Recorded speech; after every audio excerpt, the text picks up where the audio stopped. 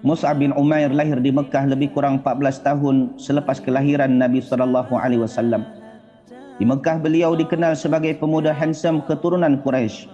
Kemas penampilannya, kaya, suka pakai parfum yang mahal dan berkualiti tinggi.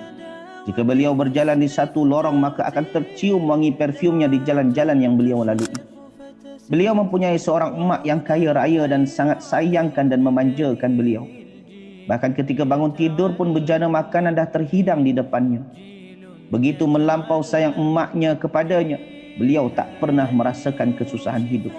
Namun pada masa yang sama beliau hidup di lingkungan penyembah berhala.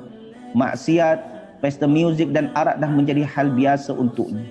Ketika hidayah menyapanya, beliau dapat membezakan mana ajaran betul dan batil, yang akhirnya beliau memilih masuk Islam.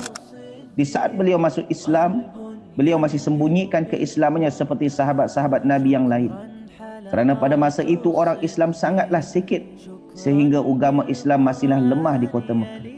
Namun walau bagaimanapun, beliau masih tetap hadir di majlis Rasulullah SAW untuk memperdalam ilmu agama, dan akhirnya beliau menjadi sahabat Nabi yang setia. Di antara faedah dari kisah ringkas ini, untuk dapat membezakan antara yang hak dan batil, atau mengamalkan yang hak dan menjauhkan yang batil, perlu hidayah dan taufik dari Allah. Oleh sebab itu, mintalah kepada Allah agar Allah sentiasa berikan hidayah dan taufiknya kepada kita. Dalam sebuah hadis kursi disebutkan, Nabi SAW bersabda, Allah Ta'ala berfirman, Ya ibadi, kullukum dallun illa man hadaituh, fastahduni ahdikum.